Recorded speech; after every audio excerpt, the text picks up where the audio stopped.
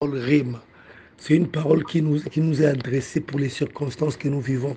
C'est une parole qui vient à nous pour nous aider à poser des actes, à agir, à libérer la foi, à envie d'obtenir ce que nous demandons à Dieu, à envie d'obtenir un miracle, à envie d'obtenir des signes, des prodiges.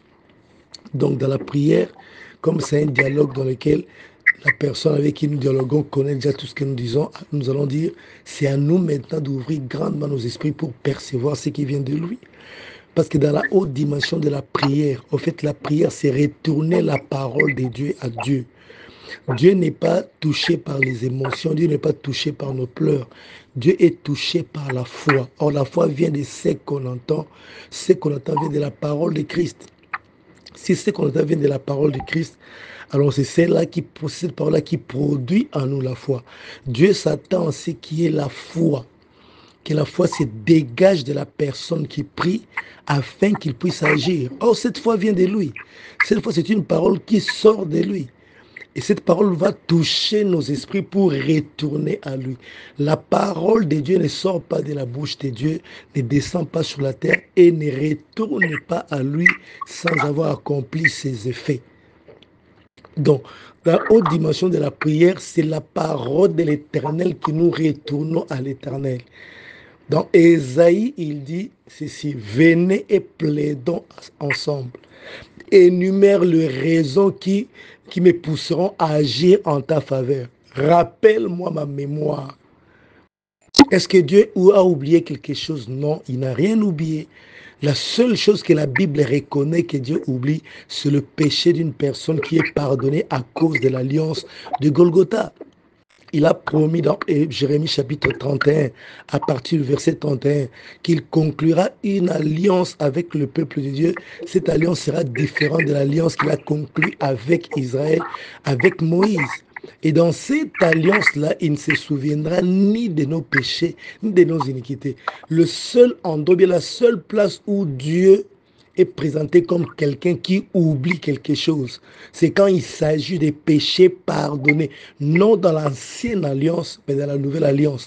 Parce que le sang qui a été utilisé pour conclure cette alliance, pour sceller cette alliance, c'est le sang le plus parfait et c'est le sang qui est réputé ôter le péché du monde. Et ce n'est pas nous qui avons utilisé ce sang, c'est Dieu lui-même qui nous a lavé par son sang. Étant devenu un être humain, on l'a appelé Jésus, il a répandu de son sang sur la croix afin que ce sang puisse nous laver et nous mettre dans des conditions où Dieu nous verra saints, irrépréhensibles et sans reproche. Et cela s'est fait une fois pour toutes et pour toujours. Et tous ceux qui bénéficient des bénédictions, des vertus, ou ça on appelle ça vraiment des avantages de l'alliance de Golgotha, ceux-là ont été pardonnés une fois pour toutes, lavés une fois pour toutes, purifiés une fois pour toutes et présentés une fois pour toutes aux yeux de Dieu comme étant saints, irrépréhensibles et sans reproche. Et quand Dieu nous voit, il nous voit saints, irrépréhensibles, sans reproche, parce que le sang de Jésus lui a permis d'oublier les péchés, selon qu'il avait dit, je ne me souviendrai ni de vos péchés, ni de vos iniquités. Ça, c'est la traduction. Mais Dieu dit, je n'aurais même pas conscience que vous aviez péché. Parce que l'œuvre de la croix amène Dieu à voir les choses d'une certaine manière. Et c'est le même Dieu qui nous parle de la manière dont lui voit les nés de nouveau en Jésus-Christ, parce qu'ils appartiennent à l'alliance de Golgotha, à l'alliance dans laquelle le sang le plus parfait a été répandu dans le but d'ôter les péchés. Vous vous rendez compte? L'épître aux Hébreux va encore très loin. J'aime pas trop le dire parce que, en tout cas, souvent, si dans toute ma vie chrétienne, je pense qu'il y a 2 ou 3 personnes que j'ai entendu aborder les sujets comme je vais le dire maintenant. Mais la plupart des pasteurs n'aiment pas le dire. Et j'ai causé avec beaucoup de serviteurs de Dieu qui disent, voilà, vous savez, si on commence à dire certaines choses, alors on va pousser les chrétiens à commencer à commettre les péchés parce que toute vérité n'est pas bonne à dire. Je leur dis, non, ça, ce n'est pas la parole de Dieu. La parole de Dieu est dans la logique. Vous connaîtrez la vérité et la vérité vous affranchira. La parole de Dieu est dans la logique dans laquelle si quelqu'un reçoit l'eau de vie, une sémence reçoit l'eau qui peut la pousser à produire du fruit. Mais la sémence produit au contraire des épines, alors il ne reste plus qu'une seule chose. prendre ce qui a été semé, le jeter au feu. Pourquoi? Parce que la semence n'a pas produit les fruits escomptés. Ce n'est que nous les humains qui, après avoir jeté l'eau, nous pensons que cette semence-là peut changer. Non! L'épître aux Hébreux est clair. Quelqu'un qui a goûté à ces choses, qui a été arrosé par la parole de Dieu, mais qui n'a pas produit les fruits escomptés. Qu'est-ce que Dieu attend que la parole de Dieu accomplisse dans la vie des enfants, des hommes? Dieu s'attend, c'est que quand il envoie sa sémence, que la sémence puisse trouver un cœur disponible et que cette sémence puisse porter du fruit. Mais dans la logique de Dieu, dès lors que la sémence ne porte pas du fruit, au lieu du fruit, ça porte des épines. Pour Dieu, il ne reste plus rien à faire que prendre cette sémence-là et la jeter dans le feu parce qu'elle n'a pas produit, elle n'a pas la nature de produire du fruit. Vous vous rendez compte? Alors, toute personne qui reçoit la vérité de l'évangile, mais qui est déroutée par cette vérité le pousse à commettre le péché, à entrer encore dans la profondeur du péché, d'abandonner Dieu. Cette personne a reçu l'eau de vie, mais elle n'a pas porté du fruit, le fruit escompté. Donc, cette personne n'est pas propre au royaume. Ça, c'est clair. On a vu à plusieurs reprises le Seigneur Jésus-Christ prêcher l'évangile. Mais il y avait division dans la foule. La Bible dit clairement, surtout quand vous lisez l'évangile des gens, il y avait certaines personnes qui avaient accepté les messages, il y en a d'autres qui ont rejeté les messages. Il y avait toujours division dans la foule, parce qu'il s'agissait de la foule. Il ne s'agit pas de toute personne qui est née de nouveau en Jésus-Christ. On est dans la foule. Il donne un message, il livre un message. Ça crée une division parmi la foule. Et il y a ceux qui croient, il y en a ceux qui ne croient pas. Mais aujourd'hui, on veut que tout le monde puisse croire. On amène tout le monde à l'église. Et on a même amené les ivrés dans l'église. C'est ce qui pollue en quelque sorte l'église. L'apôtre Paul dit que nous sommes un parfum de bonne odeur pour ceux qui sont sauvés, mais nous sommes un parfum de mauvaise odeur. Nous dégageons, pour ceux qui ne sont pas sauvés, nous dégageons l'odeur de vie pour ceux qui sont sauvés, mais la mort aussi est dégagée par notre odeur pour ceux qui périssent. Mais aujourd'hui, on veut amener dans la même barque même ceux qui périssent. C'est une longue histoire. Si je mets à dire certaines choses ici, on va s'écarter du sujet. Parce que la Bible est claire. Nous entrerons au ciel que ceux dont le nom a été écrit avant la fondation du monde, dans le livre des vies de l'agneau. Nous sommes appelés à évangéliser parce que nous ne savons pas qui sont ces gens-là. Mais Dieu connaît parfaitement bien qui sont ces gens-là. Et même le chrétien qui arrive à atteindre la stature parfaite du Christ, arrive à comprendre et à connaître ce genre de personnes. Quand on est trop rempli du Saint-Esprit, on s'est laissé gouverner par le Saint-Esprit. Le Saint-Esprit peut t'amener à te faire comprendre que telle personne ne croira jamais à l'évangile. On l'a vu avec le prophète Jean-Baptiste, qui voit les gens aller vers lui quand il prêchait son message de repentance, parce qu'il voulait que les gens se répandent. Mais malheureusement, quand il voit une catégorie de personnes se présenter, il les traite des races de vipères. Et vous savez ce qu'il leur a dit? Race de vipères. Qui vous a appris à fuir la colère de Dieu? Qui vous a appris? Vous n'êtes pas de ceux qui doivent fuir la colère de Dieu. Vous êtes la race des vipères. Ce n'était pas une insulte, c'était la vérité que le prophète Jean-Baptiste voyait. Et il était étonné de voir comment la race de vipères pouvait aller pour fuir, se faire baptiser parce qu'elle voulait fuir la colère de Dieu. Or, au ciel, il n'y aura pas de race de vipères. Il n'y aura pas de fraudeurs. Ce sont ceux dont les noms ont été écrits dans le livre des vies de l'agneau qui seront sauvés. Je peux choquer certaines personnes, mais je veux qu'il y ait des questions. S'il y a des choses que les gens ne comprennent pas, j'aimerais qu'ils posent des questions parce que ce n'est pas intéressant de dire ce genre de choses. Moi, je préfère plutôt rester dans la foi en Jésus-Christ que dire certaines choses que les gens ne pourront pas comprendre. Mais compte tenu du sujet, je suis obligé de le dire. Compte tenu du sujet que j'ai déjà abordé. Le Seigneur Jésus-Christ est venu pour sauver les gens. Mais il s'est arrangé à plusieurs reprises pour faire de sorte que certaines catégories de personnes ne soient pas sauvées. La Bible dit qu'il prêchait en public en parabole. Mais quand il est rentré, il est resté seul avec ses disciples, il a commencé à leur expliquer les choses en clair. Alors les disciples poseront la question de savoir, mais pourquoi là-bas tu prêches en parabole? Mais ici tu dis les choses clairement. Vous savez ce qu'il leur a dit? Il leur a dit parce qu'il vous a été donné de connaître les mystères du royaume. Mais je ne peux pas parler en clair là parce qu'il y a là-bas certaines personnes qui ne peuvent pas écouter le message. Sinon, ils croiront. De peur qu'ils croient. Alors, je dois cacher certaines choses parce que si je le dis en clair, c'est fort possible qu'ils puissent croire. Or, ils ne sont pas appelés à croire. Le Seigneur était capable de faire un distinguo entre l'ivraie et la bonne sémence. Parce que c'est lui qui donne cette parabole de l'ivraie et la bonne sémence que beaucoup de pasteurs n'aiment pas expliquer. Il y a des ivraies, il y a de la bonne sémence. Qui a placé, selon son explication, qui a placé la bonne sémence sur la terre? Lui-même a placé la bonne sémence. Qui a placé les ivraies? C'est l'ennemi.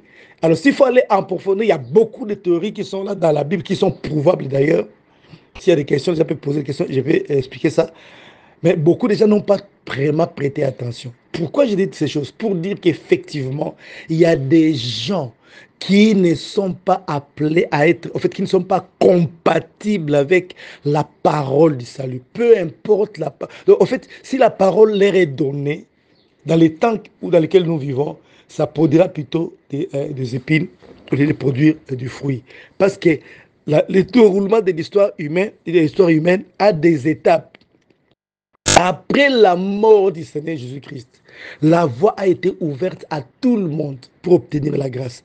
Mais avant la mort du Seigneur Jésus-Christ, la grâce était là, mais de manière cachée, parce que l'homme était sous les régimes de la loi, les régimes de la conscience. Pour ceux à qui la loi a été donnée, ils étaient sous les régimes de la loi. Pour ceux qui n'ont jamais connu la loi, ils étaient sous les régimes de la conscience. Voilà pourquoi l'apôtre Paul dit, ceux qui ont péché sans la loi périront sans la loi. Comment Dieu va juger les gens qui n'avaient pas la loi? Il va les juger à partir de leur conscience, parce que Dieu lit ce qu'il y a dans les consciences des gens. Il connaît ce qu'il y a dans le cœur des gens. Et la conscience est là pour nous dire, pour nous avertir quand nous commettons le péché. Quand nous agissons mal, la conscience est là directement pour nous condamner. Oh. Il se trouve que la loi telle que ça a été donnée a été déjà écrite dans la conscience de chaque individu. Alors tous ceux qui n'ont pas connu la loi, ils l'ont quand même connue de manière un peu, comment dire, de manière indirecte, à travers la conscience. C'est ainsi que Dieu jugera ceux qui n'ont pas reçu la loi à travers leur conscience. Et ceux qui ont péché sans la loi périront sans la loi. Tandis que ceux qui ont été soumis à la loi seront jugés sur base de cette loi-là. Mais après la mort du Seigneur Jésus-Christ, les gens sont jugés non en fonction de la loi. Dieu ne se basera pas sur la loi parce que tout le monde a déjà été déclaré coupable. Mais Dieu se base sur la grâce obtenue en Jésus-Christ. Tout celui qui naît de nouveau en Jésus-Christ est justifié. Mais tout celui qui refuse la main tendue de Dieu, de croire en Jésus-Christ, est condamné. Celui qui croit en moi ne vient pas en jugement, mais il passe de la mort à la vie. C'est ce que le Seigneur Jésus a dit. Celui qui croit en lui a la vie éternelle, mais celui qui ne croit pas, la colère de Dieu demeure sur lui. Donc les choses sont clairement établies. Alors la vérité de l'évangile, parce qu'il y a la vérité selon la loi. C'est cette vérité-là que le Seigneur n'a pas voulu livrer aux autres, parce qu'il savait que s'il leur disait la vérité, leurs yeux s'ouvriront. Et ils appartiennent à livrer. Donc, je ne peux pas dire la vérité là-bas, toute la vérité. Il faut que ce soit en parabole. Mais il y a ce qu'on appelle la vérité de l'évangile. Et on l'a vu clairement dans l'épître aux Galates. L'apôtre Pierre voulait vivre, continuer de vivre quand ils se sont retrouvés en chose selon la vérité de la loi. Car la loi leur interdisait d'être ensemble avec les païens. Alors, comme il y avait d'autres frères, certains frères qui étaient nés de nouveau, qui étaient des païens, alors l'apôtre Pierre ne pouvait pas vivre ensemble avec eux, jusqu'à ce que les disciples de Jacques arrivent dans la ville. Et comme Jacques était très radical, l'apôtre Pierre s'est esquivé. Il a fui le frère en Christ qui était d'origine païenne pour être ensemble avec le frère d'origine juive. Et l'apôtre Paul a vu que c'était incorrect ces comportements-là. Alors il a blâmé l'apôtre Pierre en présence de tous les anciens. Et il a clairement dit, là, tu ne marches pas selon la vérité de l'évangile. Donc, il y a la vérité de la loi, il y a la vérité de l'évangile. Et cette vérité de l'évangile, c'est elle qui sort avec la vie et la mort. Ceux qui sont sauvés sont ceux qui reçoivent cette vérité. Quand cette vérité sort, elle touche leur cœur, ils naissent de nouveau. Mais ceux qui ne naissent pas de nouveau. Ceux sur qui cette vérité produit des épines et sont destinés à la mort parce ils sont partis délivrés. Vous vous rendez compte? Alors le Seigneur Jésus-Christ est venu sauver son peuple. On lui donnera le nom de Jésus parce que c'est lui qui sauvera son peuple. L'épître des Hébreux dit, puisque le Fils participe à la chair, lui également a participé à la chair, a envie de venir en aide au Fils de Dieu, à son peuple. Vous vous rendez compte? Et si nous comprenons ces choses, nous comprenons que la parole de Dieu produit la vie. Mais là où la parole ne produit pas la vie, elle produit la mort. Et si la parole produit la mort dans la vie d'une personne sur qui elle devait produire la vie, il ne reste plus rien pour cette personne. Elle ira à l'enfer parce qu'elle n'est pas de cette race-là. Elle fait partie des ivrés que Dieu n'a pas insérés sur la terre. C'est le diable qui les a insérés sur la terre. Et la Bible est claire parce que le Seigneur a donné une explication claire par rapport à la parabole. Alors nous devons prêcher la parole de Dieu en disant aux gens la vérité. Cacher la vérité comme prétexte que voilà, dire la vérité, ça peut pousser les gens à commettre les péchés. Ça, c'est mal connaître Dieu. Dieu a dit, vous connaîtrez la vérité et la vérité vous affranchira. Il est vrai qu'il y a certaines vérités qui ne sont pas bien reçues, bien comprises. Ça, c'est vrai. Mais ces vérités ne pourront jamais pousser ceux qui sont destinés au salut à abandonner le Seigneur Jésus-Christ. Jamais ça ne se fera. L'apôtre Jean dit qu'il y a certaines personnes qui vont nous quitter. Il parlait de l'Antéchrist. Il dit, vous avez entendu parler de l'Antéchrist, mais je vous dis, il y a beaucoup d'Antéchrist parmi nous. Parce qu'ils étaient parmi nous, ils étaient avec nous. Dans ces mouvements chrétiens, ils étaient avec nous, mais ils n'étaient pas des nôtres. Parce que s'ils étaient des nôtres, ils ne nous auraient pas quittés. Mais le simple fait qu'ils nous ont quittés prouve qu'ils n'étaient pas de nôtres, bien qu'ils étaient avec nous. Donc c'est clair qu'un né de nouveau en Jésus-Christ ne peut pas quitter la vie chrétienne.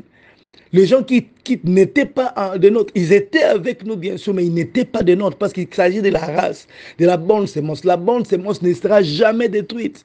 La bonne sera rassemblée et gardée quelque part pour le royaume. Tandis que c'est la mauvaise sémence qui sera détruite. Donc moi, je ne m'inquiète pas de dire certaines vérités, surtout des vérités simples liées à la grâce, au salut, sous prétexte que ça pourrait pousser les gens à commettre les péchés. Faux. J'insiste depuis le départ. Le message de la grâce n'est pas une autorisation pour vivre dans les péchés. C'est faux et archi faux.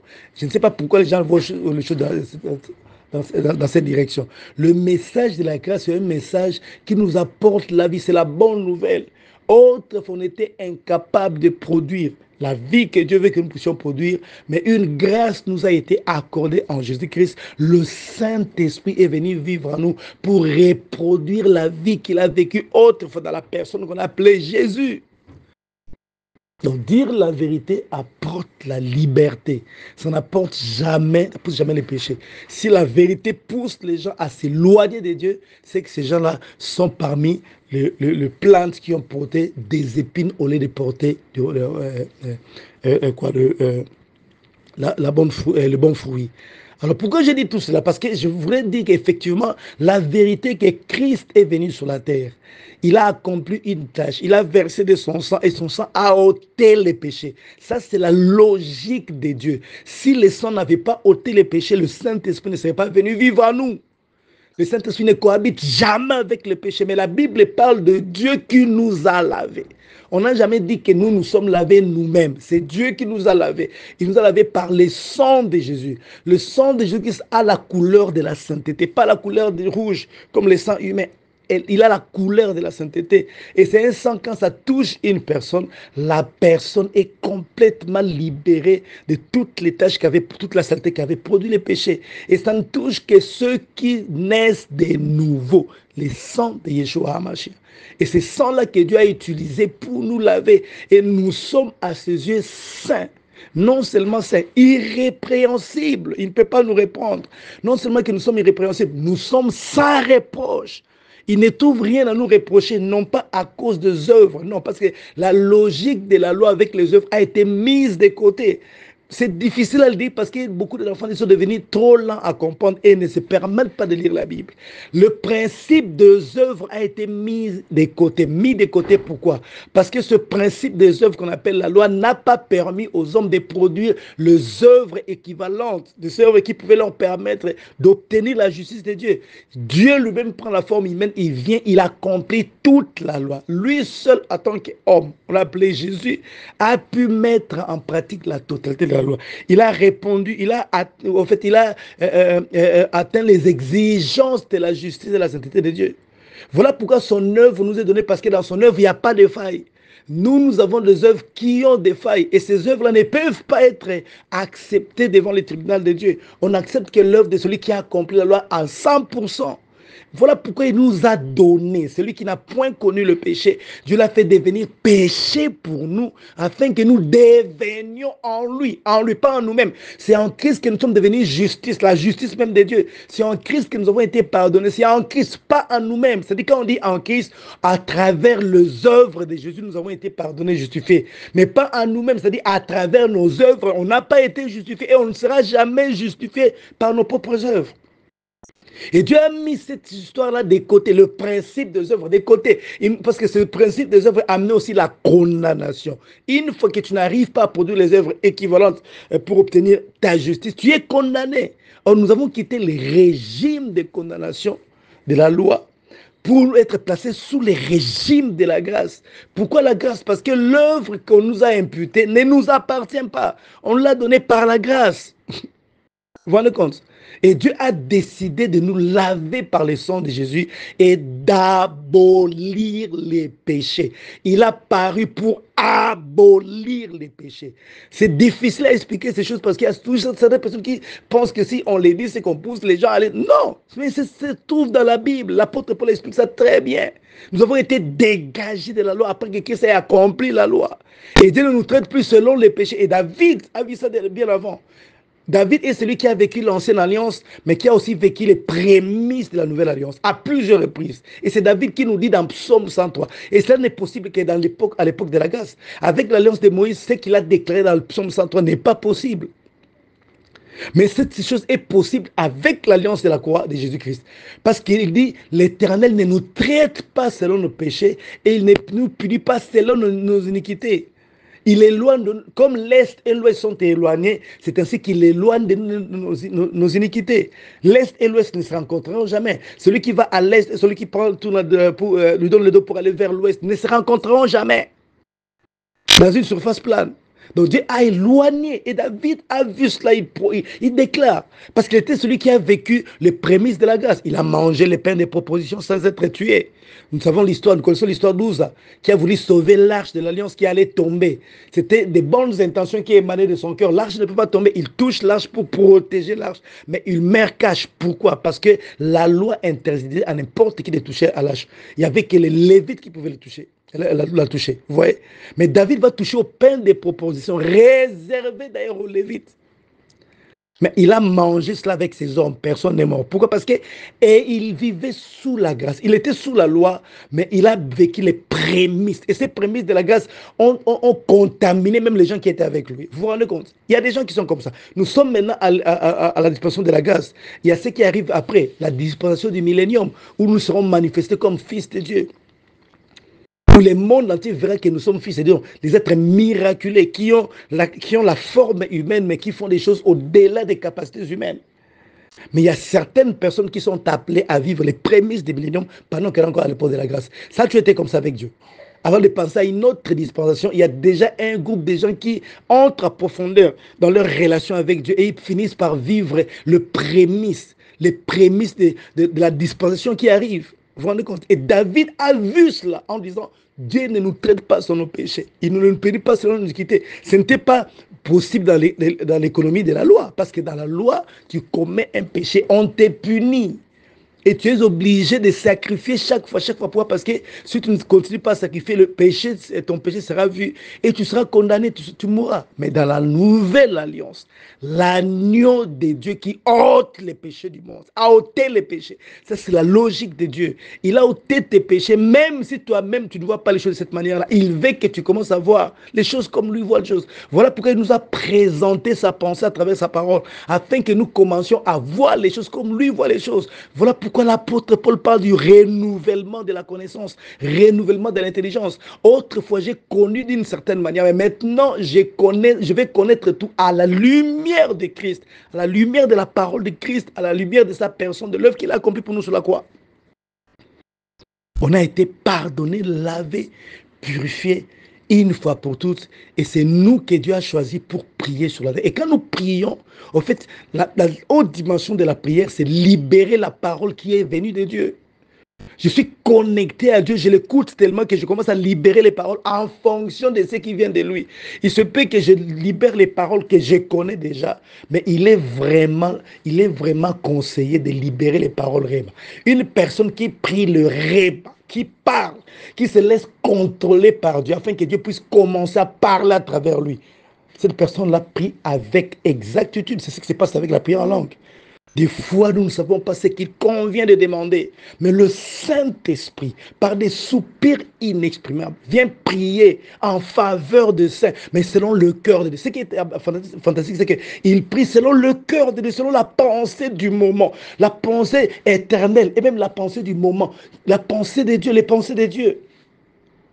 Et Dieu voudra que nous puissions commencer à prier en le laissant parler. Et David, comme je viens de le dire, l'a fait à plusieurs reprises. Il adorait Dieu tout en prophétisant, tout en parlant. Il a même prononcé les mots que le Seigneur allait prononcer à la croix. Mon Dieu, pourquoi m'as-tu abandonné? C'est David qui prononce ces mots dans la célébration pendant qu'il était en train de prier. Parce qu'il s'est connecté tellement à l'Esprit de Dieu au point que l'Esprit de Dieu libérait les mystères. Il n'a pas vécu la prière en langue. Mais David, à son époque, a libéré les mystères cachés qui annonçaient la venue du Christ. Pourtant, il n'a pas prié en langue, mais nous avons la prière en langue. Et nous libérons les mystères cachés. Même si tu n'entends pas ce que tu es en train de dire quand tu pries en langue, tu es en train de libérer les mystères cachés. Tu es en train d'exposer la sagesse infiniment variée de Dieu. Tu es en train de laisser Dieu parler à travers ta bouche. Et les choses que Dieu déclare s'établissent. Dans la haute dimension de la prière, c'est Dieu lui-même qui prie. Parce qu'au fait, dans la chrétienté, il veut tout faire. Il est venu vivre en nous parce qu'il veut tout faire. Il veut prier pour les malades. Il veut imposer la main aux malades. Il veut vivre notre vie. Mais il nous demande seulement de le laisser vivre notre vie. Il faut que nous atteignions cette dimension dans laquelle l'apôtre Paul dit, ce n'est plus moi qui vis, mais c'est Christ qui vit en moi. La seule chose que moi je fais, c'est marcher dans la foi au nom du Fils de Dieu.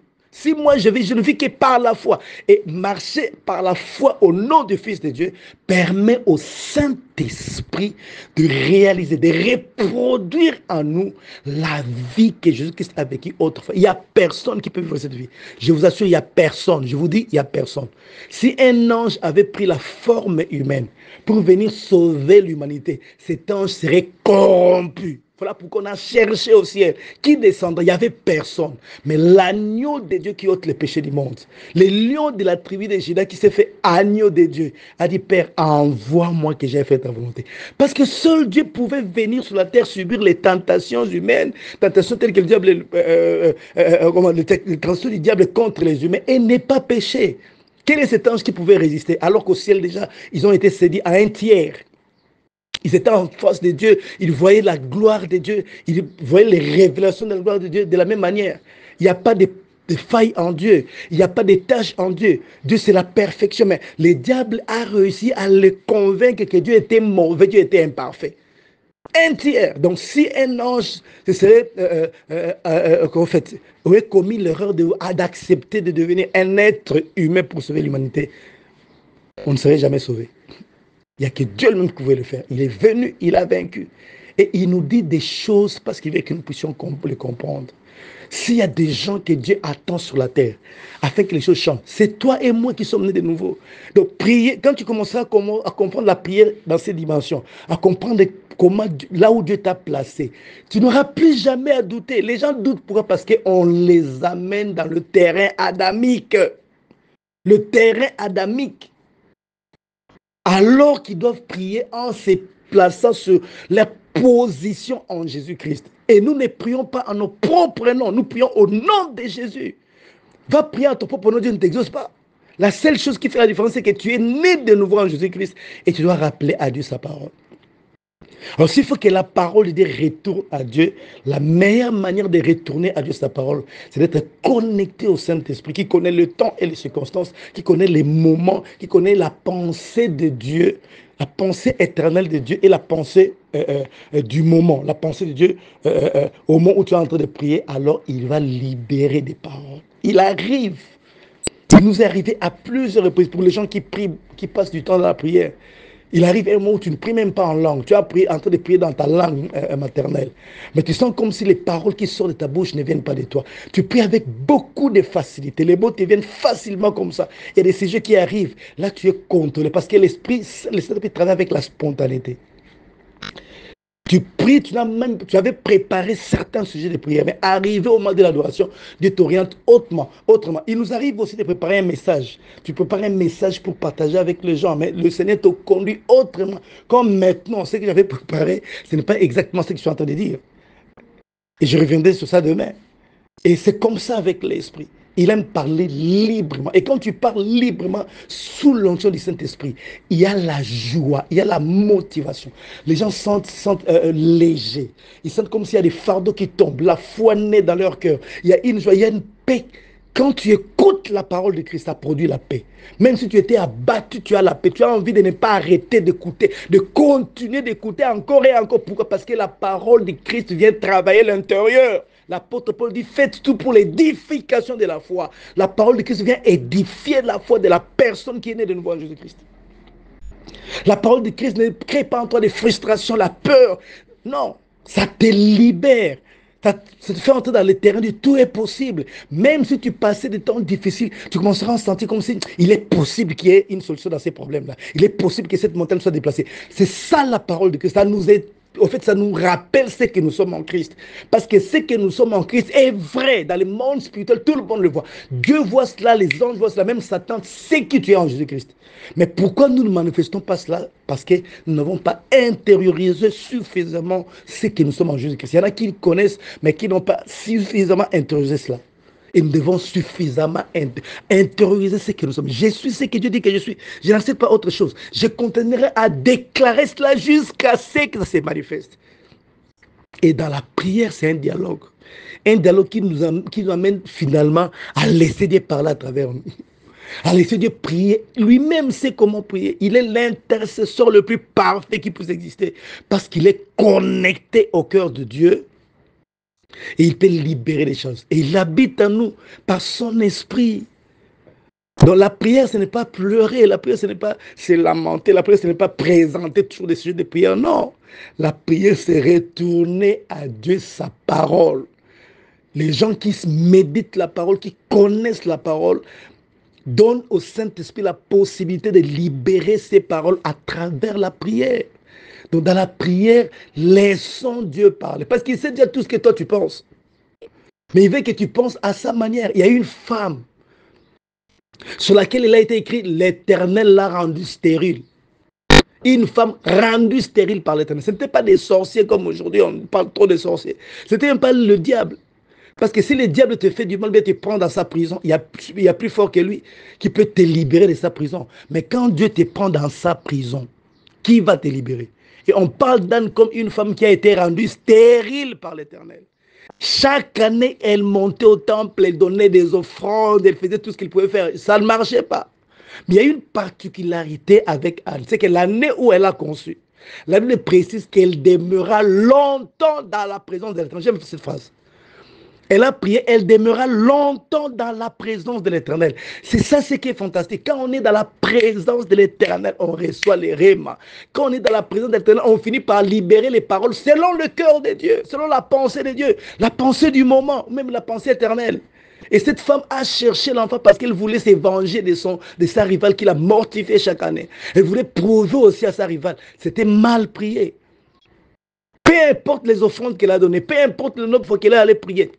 Rien n'est marché jusqu'au jour où elle a décidé de demeurer longtemps dans la présence de l'Éternel. Et quand on demeure longtemps, mes frères, mes sœurs, dans la présence de l'Éternel, il y a des révélations qui sortent. Et c'est alors qu'elle se retrouvera en train de parler, de proposer à Dieu de lui donner le fils qu'il demande. Si tu me donnes un fils, je te le prêterai, je te le donnerai. Dieu dit, oh, voilà ce que j'entendais. Pourquoi? Parce qu'en cette époque-là, il y a déjà la corruption au niveau du temple.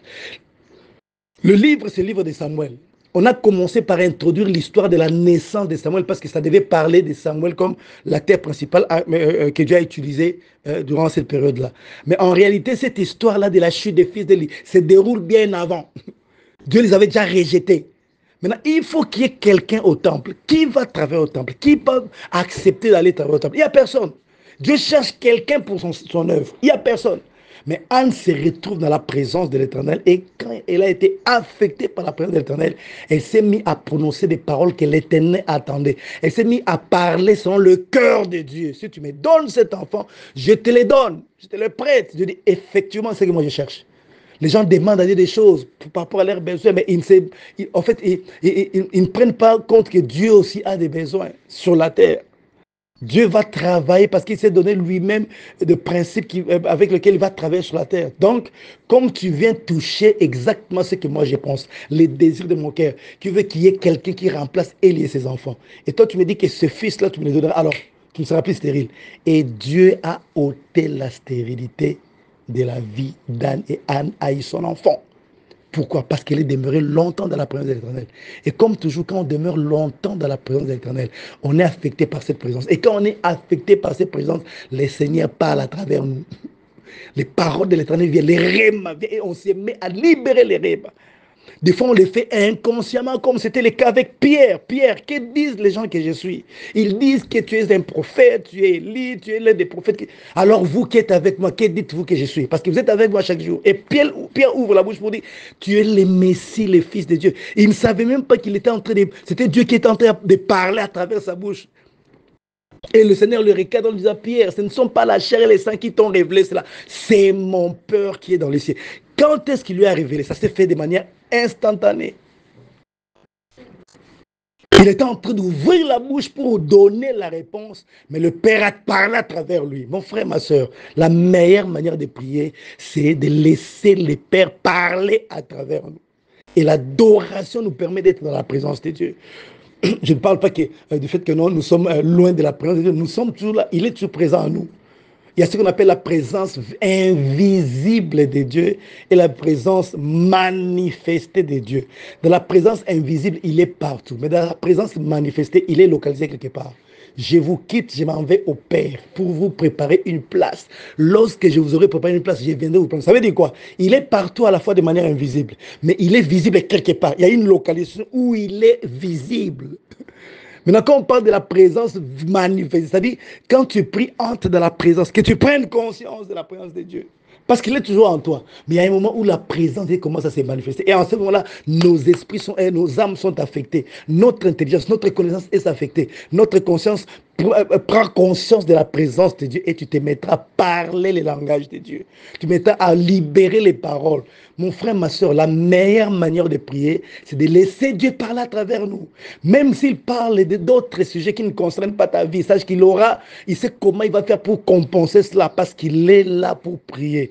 Il prie en fonction du royaume. Même dans la prière, nous devons chercher premièrement le royaume des cieux afin que tout nous soit donné parce quoi? Nous sommes devenus trop égoïstes. Les gens ne prient pas pour les autres, les gens ne prient que pour eux-mêmes. Alors que le principe est que nous devons prier pour les autres. Et la meilleure manière de prier, c'est d'entrer dans la présence de Dieu, demeurer dans la présence de Dieu, que nos pensées restent là dans la présence de Dieu. Et il y aura des révélations qui arriveront, il y aura des directions qui arriveront et qui nous mèneront à bien prier. Prier, ce n'est pas pleurer. Prier, ce n'est pas exprimer ses sentiments. Prier, c'est exprimer la foi. Or, la foi vient de ce qu'on entend. Ce qu'on entend vient de la parole de Christ. Et le moment où tu es en train de prier, tu réalises quelque chose. Quand tu réalises, ça produit en toi la foi. Quelque chose qui a trait à Christ, ça produit en toi la foi. Et la foi se manifeste. Dieu veut prier même. Il veut même aller jusqu'à prier à travers nous. Et notre vie chrétienne, c'est une vie dans laquelle nous devons laisser Dieu prendre sa place. Laissez, quand nous comprenons les choses de cette manière, on comprend déjà que nous sommes candidats à la prière. C'est-à-dire, s'il y a des gens que Dieu, sur qui Dieu compte pour qu'ils puissent ouvrir leur bouche et que les paroles de l'Éternel puissent y sortir afin de guérir les nations, c'est bel et bien nous. Il n'y a pas question que nous ne soyons pas écoutés par Dieu. C'est la prière du juste qui est efficace de l'Éternel. Qu'est dit la Bible? Nous sommes justifiés par son sang et notre justification est éternelle. Toute la justice qu'a produit Moïse, qu'a produit Abraham, qu'a produit Isaac, qu'a produit tous ceux qui ont vécu à l'époque de la loi et les prophètes, cette justice-là n'équivaut pas à la justice de Jésus. Tu peux prendre la justice de Noé, de Job, de Daniel, de David, de tous ces mondes-là qui ont marché avec Dieu. Tu les réunis ensemble. Cette justice n'est même pas comparable à une portion de justice de Jésus-Christ. Pourquoi sommes-nous supérieurs à ceux-là? Pourquoi depuis que les hommes sont nés, le plus grand c'était Jean-Baptiste, comme le Seigneur a dit? Mais le plus petit du royaume de l'église est plus grand que Jean-Baptiste. Parce que Jean-Baptiste a été jugé juste en fonction de sa justice qui est imparfaite. Gloire à Dieu, l'agneau était là pour couvrir son péché. Mais toi, on t'a imputé la justice de Jésus, ce qui te donne la supériorité devant Dieu. Tu as la justice de Jésus. Quand Dieu te regarde, il te voit comme Jésus. Il ne voit même pas que c'est Jésus qui a vécu ces choses. Il te voit toi, comme si tu as produit ces choses. Lui-même s'est donné cette discipline-là. Ce n'est pas nous qui lui avons donné conseil de le faire. Il a fait toutes choses selon les conseils de sa propre volonté. Il a jugé que dans l'alliance avec Jésus-Christ, l'alliance du sang de Jésus, je ne me souviendrai ni de vos péchés, ni de vos iniquités. Je ne serai même pas conseillé que vous aurez péché. Depuis que je l'ai su, je ne fais qu'adorer Dieu. Quand je regarde ma vie passée, quand je regarde les faiblesses humaines, je dis Seigneur, mais qu'est-ce qui t'a pris pour que tu viennes sauver une personne comme moi? Qu'est-ce qui t'a pris? Quel est cet amour-là qui peut aller jusqu'à sauver ses ennemis en sacrifiant son fils?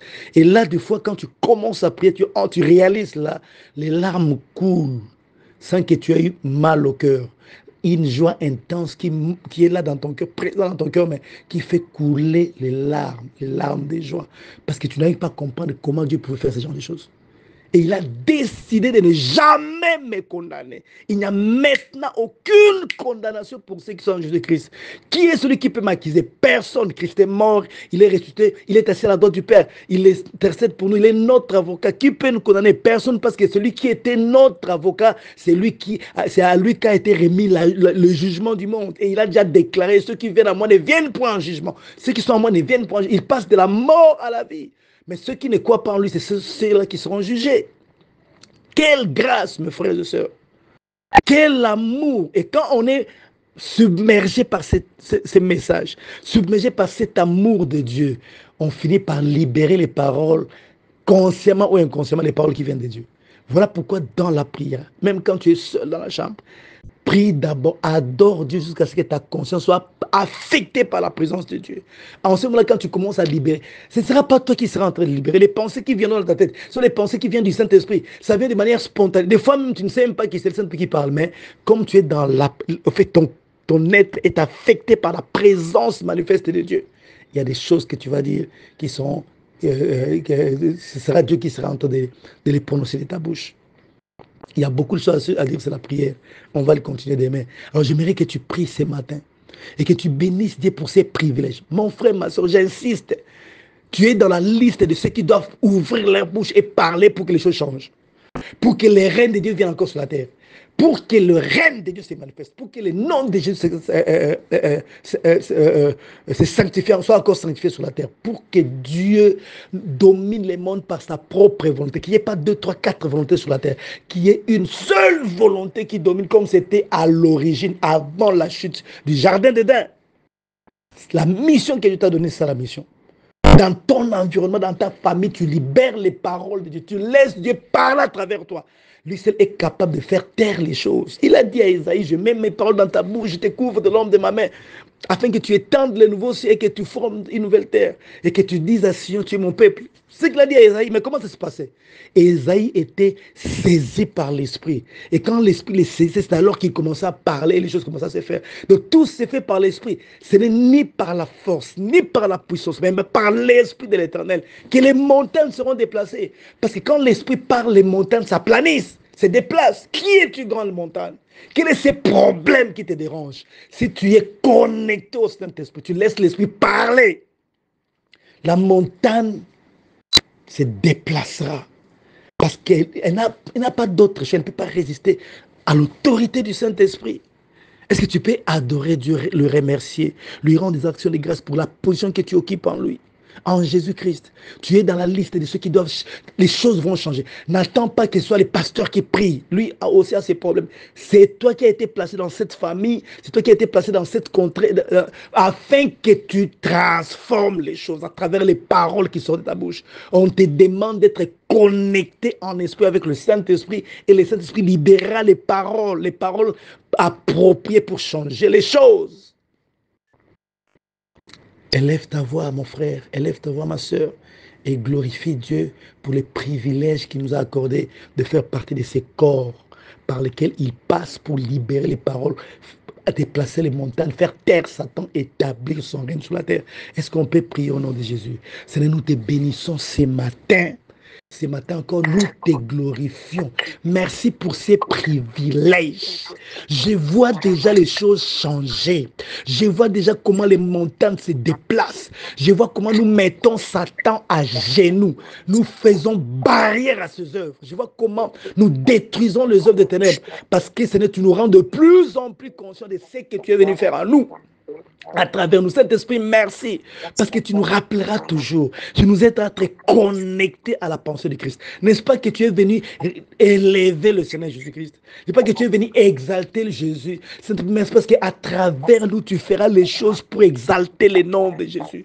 Tu parleras de Jésus. Tu démontreras Jésus. Nous te bénissons, Saint-Esprit, parce que nous sommes là. Nous sommes de ceux que tu as choisis, parmi ceux que tu as choisis, afin qu'ils puissent laisser leur bouche entre tes mains, afin que tu parles à travers leur bouche, afin que tu changes les choses. Nous sommes l'Ecclésia, une institution appelée à décider sur les sorts de la cité. C'est nous qui transformons notre environnement. Nous sommes appelés à influencer notre environnement positivement, afin qu'ils connaissent Jésus-Christ et qu'ils soient aussi sauvés. Nous te bénissons parce que tu es Dieu. Merci parce que ce matin, je me rappelle encore de ta parole. Merci parce que ce matin, je sais que nos bouches t'appartiennent afin que tu dises des choses et que les choses puissent changer. Je te bénis parce que tu me conduiras toujours à prier de manière à faire de sorte que le nom de Jésus qui soit encore sanctifié sur la terre. Que ton règne se manifeste encore sur la terre et que ta volonté se fasse, Seigneur, sur la terre comme elle est faite au ciel. Seigneur, je te bénis pour cette grâce. Merci parce que quand j'ai prié pour quelqu'un, tu m'exauces. Quand j'ai prié pour moi-même, tu m'exauces. Quand j'ai prié pour ma nation, tu m'exauces. Quand j'ai prié pour les gens, parce que tu m'as placé sur la terre comme la bouche qui va parler, qui va véhiculer ta parole afin que les choses puissent bouger. Merci pour la délivrance des sorciers, la délivrance des occultistes. Merci pour les guérisons des malades. Merci pour la résurrection des morts. Merci pour la purification des lépreux. Merci pour la libération des captifs. Parce que tout cela se passe à travers ma bouche. Tu utilises ma bouche quand j'ai prié pour libérer les captifs, pour libérer l'action du Saint-Esprit parmi nous, pour libérer ta lumière qui vient, Seigneur, éclairer tous les hommes. Je te bénis, Seigneur, parce que je suis dans la liste de ceux qui parlent et les montagnes se déplacent, de ceux qui parlent et les morts ressuscitent. Je parle, Seigneur, et la vie est donnée. La vie est donnée à travers nos bouches, à travers les paroles que toi-même tu prononces à travers nous, Seigneur. Merci parce que tu nous aideras, oh Dieu Tout-Puissant, à être tellement connectés à toi, que tu parleras à travers nos bouches. Parce que la finalité est que ce soit toi qui parles. Que ce soit toi qui agis, toi qui vis en nous, Seigneur. Comme le disait l'apôtre Paul, ce n'est plus moi qui vis, mais c'est Christ qui vit en moi. Je te bénis pour ce matin. Je te bénis pour tes paroles puissantes qui sortent de nos bouches.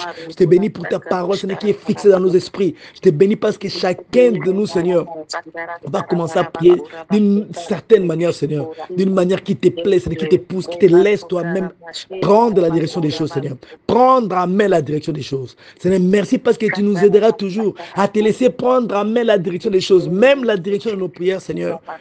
Tu prieras à travers nous parce que tu es venu le faire.